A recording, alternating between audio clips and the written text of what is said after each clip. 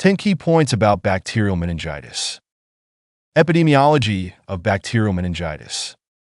Bacterial meningitis affects approximately 1.2 million individuals worldwide each year, with varying incidence rates depending on the region, country, age group, and immunization status.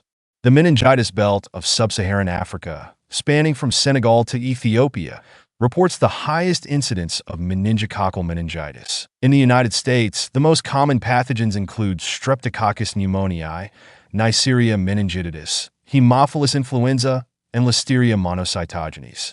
Vaccination programs have significantly reduced the incidence of Haemophilus influenza type B meningitis in children. Pathophysiology. Bacteria enter the CSF through either hematogenous or direct contiguous spread. In hematogenous spread, bacteria colonize the upper airway, invade the bloodstream, and eventually reach the subarachnoid space. This triggers an inflammatory cascade, leading to cellular swelling, inflammation of the brain and meninges, and increased blood-brain barrier permeability. The resulting vasogenic and cytotoxic edema, combined with reduced CSF absorption, can cause hydrocephalus and interstitial edema. This process culminates in elevated intracranial pressure, vasculitis, and potential cerebral ischemia and thrombosis. Clinical features. Patients with bacterial meningitis typically present with fever, headache, stiff neck, and altered mental status. Headache is the most common symptom, occurring in over 85% of patients, followed by fever. Seizures and focal neurologic deficits are seen in 25 to 30% of cases. It is essential to note that the absence of these classic symptoms does not rule out meningitis. A thorough history and physical examination are critical in identifying risk factors and suggestive pathogens. Risk factors. Eliciting historical data helps in identifying specific risk factors associated with certain pathogens. For example, Neisseria meningitidis is linked to close living quarters, while unvaccinated patients are at risk for Haemophilus influenza. Listeria monocytogenes is more common in older adults and alcoholics. Understanding these risk factors guides the selection of empiric antibiotic therapy and aids in the early identification of potential complications. Physical examination. The physical examination is basic for detecting signs of meningeal irritation and focal neurologic dysfunction. Brudzinski sign and Kernig sign can indicate meningeal irritation. Papilledema or cranial nerve palsy, especially involving cranial nerves 3, 4, 6, and 7, may suggest increased intracranial pressure. Examination of the skin for petechiae, splinter hemorrhages, and pustules is also important, particularly in cases of meningococcal meningitis. Diagnosis.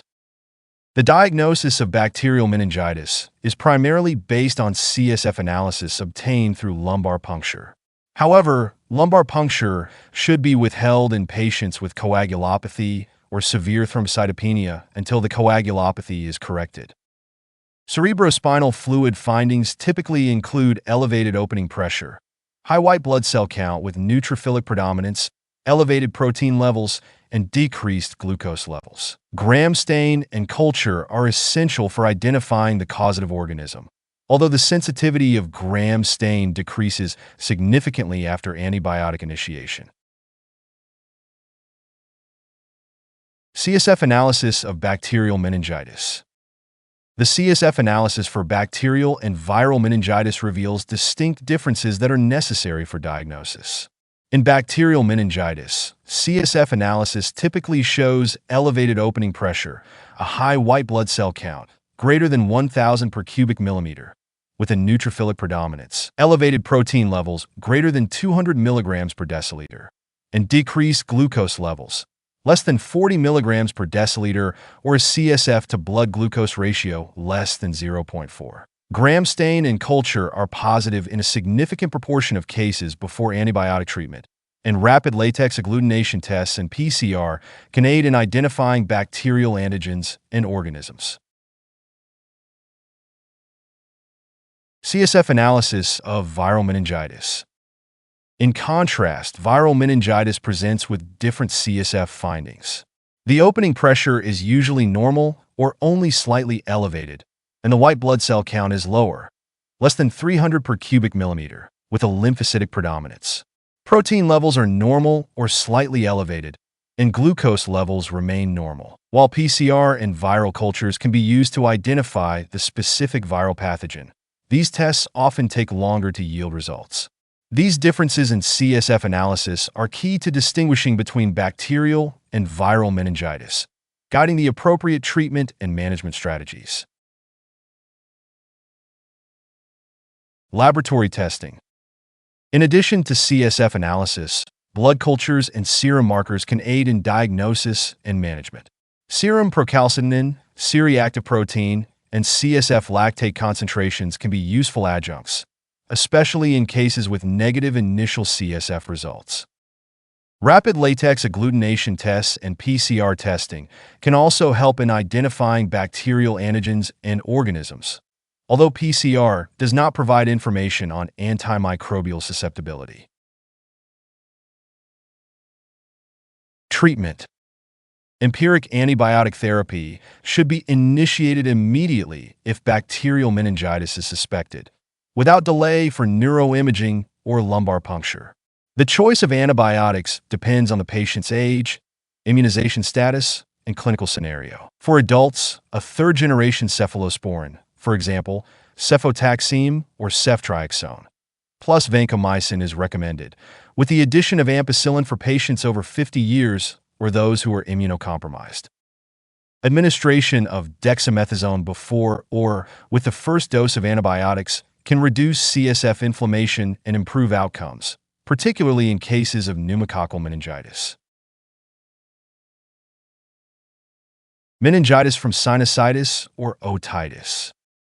Bacterial meningitis can result from contiguous spread from infections such as sinusitis or otitis media. The use of antibiotics has reduced the frequency of these complications, but they still occur, especially in immunocompromised patients. CT imaging is required for diagnosing sinusitis and otitis media, and empiric antibiotic therapy should include coverage for polymicrobial infections. Fluoroquinolones or third-generation cephalosporins plus metronidazole are often recommended. Management of complications. Patients with bacterial meningitis require close monitoring for complications such as increased intracranial pressure, vasculopathy, and seizures. Managing fever, avoiding hypotonic fluids, and monitoring serum sodium levels are essential. Elevation of the bed to 30 degrees, use of mannitol or hypertonic saline, and mild hyperventilation may be necessary to manage elevated intracranial pressure. Admission to the intensive care unit is often required to ensure proper care and monitoring of cerebral perfusion pressure.